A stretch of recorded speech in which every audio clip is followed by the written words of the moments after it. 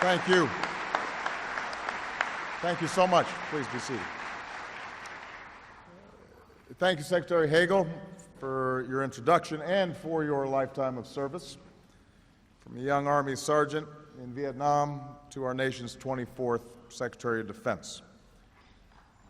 Vice President Biden, Jill, Chairman Dempsey, Major General Buchanan, Patrick Hallinan, Chaplain Brainerd, to our men and women in uniform here and around the world, to our outstanding veterans, and most of all, to the Gold Star families here to remember the loved ones you've lost.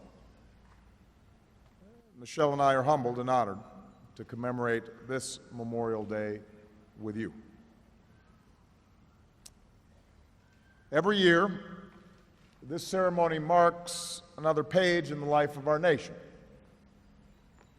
This year in particular, as we recognize the 150th anniversary of this holy space, Arlington National Cemetery. 150 years ago, war raged on hillsides and farmlands not far from where we gather today. A nation ill-prepared for war found itself overwhelmed with the task of burying so many of its sons. So we declared upon this hill a final resting place for those willing to lay down their lives for the country that we love. And on a spring day in 1864, Private William Chrisman of Pennsylvania was the first American to find eternal rest on these grounds. Over that century and a half, in times of war and times of peace, Americans have come here to pay tribute not only to the loved ones who meant the world to them, but to all our heroes, known and unknown. Here, in perfect military order, lie the patriots who won our freedom and saved the Union. Here, side by side, lie the privates and the generals who defeated fascism and laid the foundation for an American century. Here lie the Americans who fought through Vietnam and those who won a long twilight struggle against communism. And here in Section 60 lie men and women who gave their lives to keep our homeland safe over more than a decade of war in Iraq and Afghanistan. Early this morning, I returned from Afghanistan, and yesterday I visited with some of our men and women serving there, 7,000 miles from home. For more than 12 years, men and women like those I met with have borne the burden of our nation's security. Now, because of their profound sacrifice, because of the progress that they have made, we're in a pivotal moment. Our troops are coming home. By the end of this year, our war in Afghanistan will finally come to an end.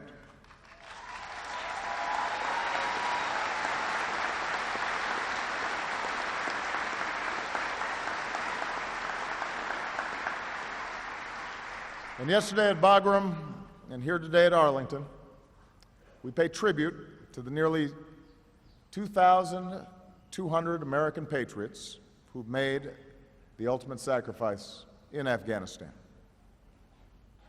And we will honor them always. Today in small towns across America, in cemeteries throughout our country and around the world, and here on these solemn hillsides, the families of our fallen share stories of the lives they led. Our hearts ache in their absence, but our hearts are also full in knowing that their legacy shines bright in the people that they love the most. Through almost unimaginable loss, these families of the fallen have tapped a courage and resolve that many of us will never know, and we draw comfort and strength from their example. We draw strength from the promise of their children. Today, Michelle and Jill are with 200 brave boys and girls whose parents gave everything they had in service to their country. They were mothers and fathers like Staff Sergeant Michael Cardenas, who gave his life in Afghanistan 4 years ago. The years since have been hard for Michael's family, and yet, with the love of their mother, Macarena, his 3 youngest daughters have displayed a strength beyond their years. Mariela, the oldest of the 3, has become a mentor to other children who've lost their parents. Marilise, the middle girl, was used to her dad carrying her everywhere when she was little. Now 7, she shepherds her little sister, Mariana. And Mariana, who was just a baby when her dad was deployed, is starting to understand what it means that her daddy served his country. Mariela, Marilise, and Mariana are here today, and we say to you and to all these courageous children, your parents' bravery lives on in you. You will never walk alone. Your country will be there to help you grow up into the young men and women your parents always knew you would be. And that's our pledge to you.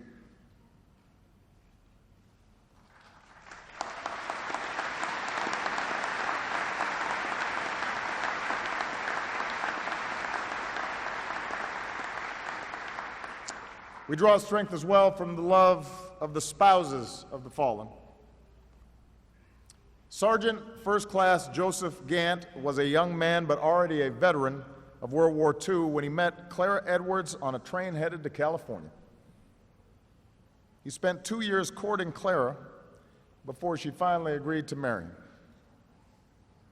And then when Joseph deployed to Korea, he told his young wife to remarry if he didn't come back.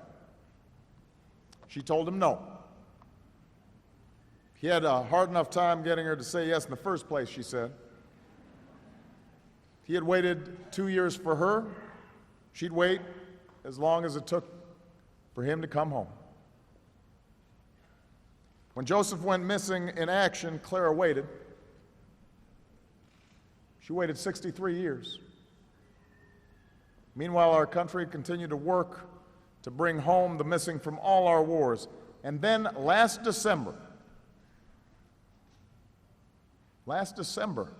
his remains finally identified, Joseph returned home to be laid to rest. Clara never remarried during those 63 years. And now, 96 years old, she was there to welcome him home. And we are honored to have Clara Gant here with us today. Claire.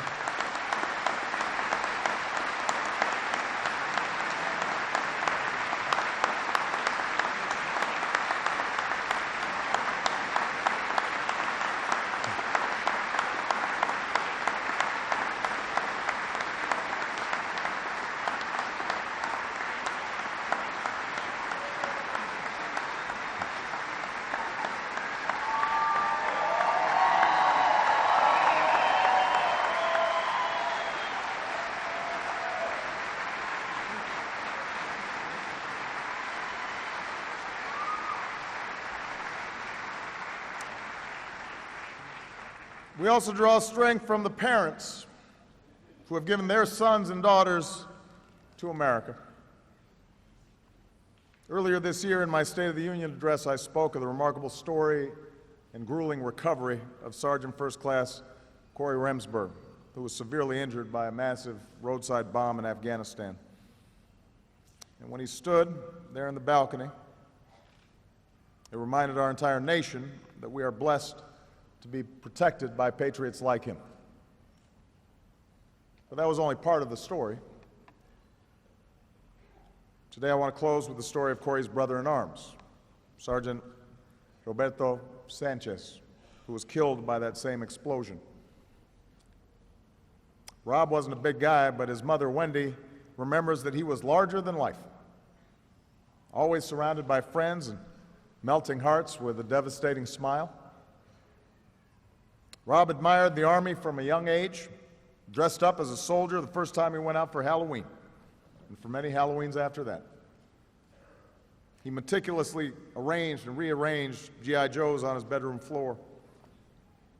And when he watched the Twin Towers fall that awful September day, Rob found his calling to serve his country. A proud Army Ranger who took care of his fellow soldiers just as he did his own family. He'd tell Wendy, "Mom, I'm your Superman." In October 2009, Rob was on his 5th deployment, and Rob and Corey were finishing a mission with their fellow Rangers in Kandahar, and that's when the bomb went off, and that's when this American family made a sacrifice, the depths of which few of us will ever truly comprehend.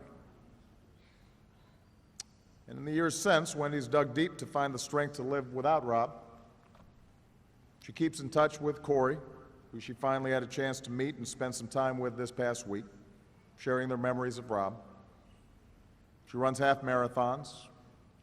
She and her husband pour their hearts into raising their youngest son, Logan, who she says wants to be just like Rob, which she knows means she'll probably send another son into military service. Today, Wendy's watching this ceremony from a home near Indianapolis on a Memorial Day in America that has been made safe by her son's sacrifice. And every day, when she looks at the old photo of her and Rob that sits on her dresser, she's reminded that although he is gone, he will always inspire her and will always be her Superman.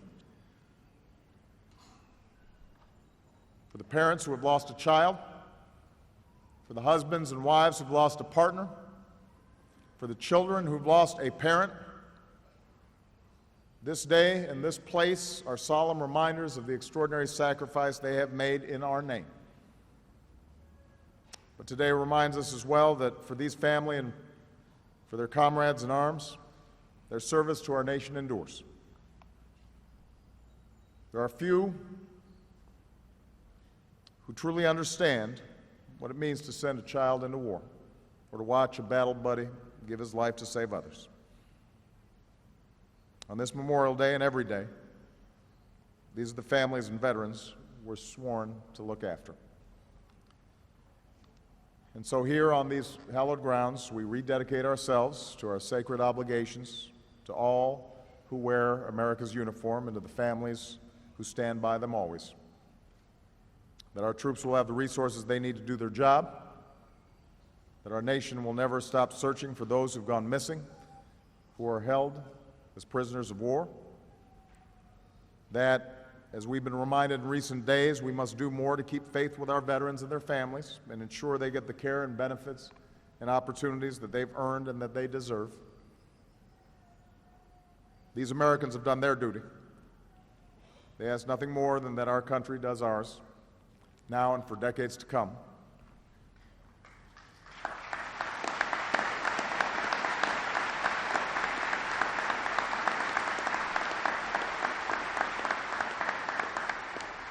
The fallen patriots we memorialize today gave their last full measure of devotion. Not so we might mourn them, though we do. Not so that our nation might honor their sacrifice, although it does. They gave their lives so that we might live ours, so that a daughter might grow up to pursue her dreams, so that a wife might be able to live a long life free and secure, so that a mother might raise her family in a land of peace and freedom. Everything that we hold precious in this country was made possible by Americans who gave their all. And because of them, our nation is stronger, safer, and will always remain a shining beacon of freedom for the rest of the world. May God bless the fallen and all those who serve. May God watch over their families, and may God continue to bless the United States of America.